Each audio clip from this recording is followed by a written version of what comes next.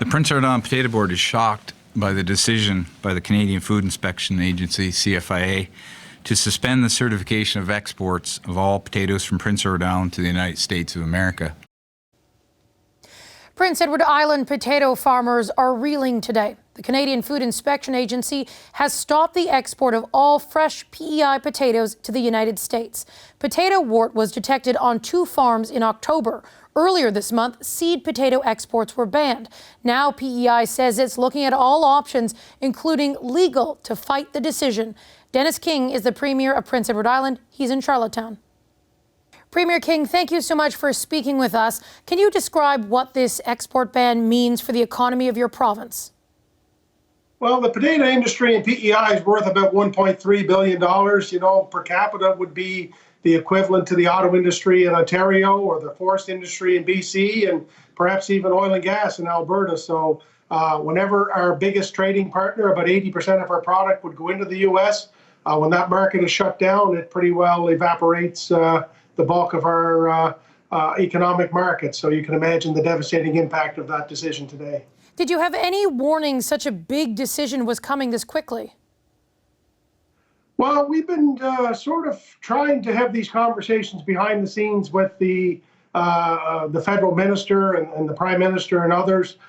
We knew, having found a wart again this year in October, that, you know, we have a plan in place to deal with that, but it always raises concern.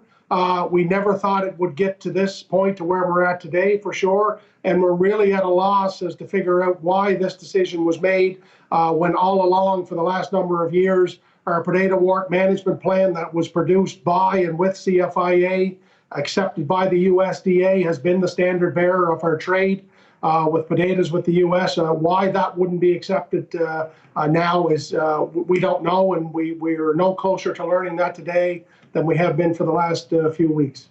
What was today kind of shocking from your perspective? Well, the Minister of Agriculture and I had a conversation last night with Minister Bibeau and Minister McCauley, and they informed us that they would be making today's announcement. So we were shocked at the extent of this decision. There was talk about a temporary suspension of seed potato for a variety of reasons. We didn't necessarily agree with that either, but we thought that would be the extent of this decision. And for the minister in Ottawa to come to this decision today to shut us out of the U.S. market, not following any science, but trying to appease a trading partner, pretty difficult pill for us to swallow. And it's devastating news for me as the Premier, for all farmers in our province, but also for everyone who benefits from a strong agriculture sector in our province. Canada took action after the U.S. said it would act if Canada didn't take voluntary measures. Earlier today, Agriculture Minister Marie-Claude Bibeau said that a U.S. federal order would go beyond what was needed to reduce the risk of spread, and that would be more difficult to reverse. Do you agree with that move? I disagree with the move, because I think the minister should stand up and tell her counterpart in the U.S.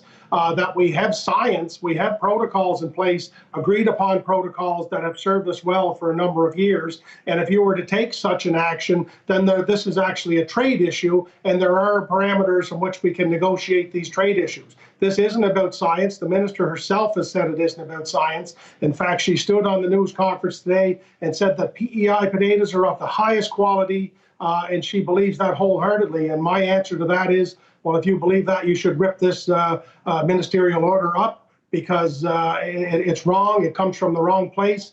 Look, Katie, you followed U.S. politics. I have no doubt that they are very strong negotiators. That I have no doubt. But at some point, you have to stand up for what's right. Science has dictated this to date. It's a reciprocal agreement we have in place. U.S. potatoes come into Canada using agreed-upon protocols accepted by CFIA, and they should very well be allowed to go across the border. There's absolutely nothing wrong with our P.E.I. potatoes. They are the best. The industry needs it in the United States, and this needs to be reversed immediately.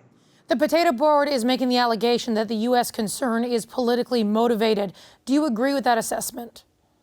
I don't know as much about the potato politics in the country and in the region, perhaps as Greg Donald would, as the chair for many years, or the GM of the Potato Board, for example. But I do have to ask how we've gotten to here. how the Minister of Agriculture in Canada would come to this order void of the science in the face of the good science. I can't answer that. So something else has to be at play. I don't know what it is. We seemed as a province, a small player in a big industry, seem to be caught up in a game that's beyond our control, and the devastating impacts we are feeling today will be felt for months and years to come. And I just don't know how we've gotten here. I can't quite understand it, but something other than science is driving this, and that is most unfortunate and disappointing.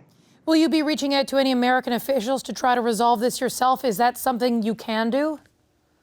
Well, as we were saying today in our news conference, this is an issue that has been created by the Minister of Agriculture for Canada.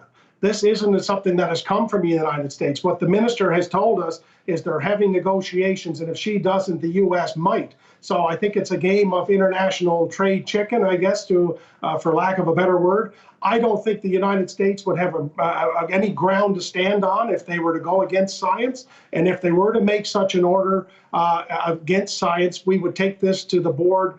We take this to the trade organizations that fight this every day, and we would win. So I don't know why Canada would do this. So our beef right now is not with the United States. It's the Minister of Agriculture for Canada who's wielding this knife, and it's cutting us deeply here in P.E.I.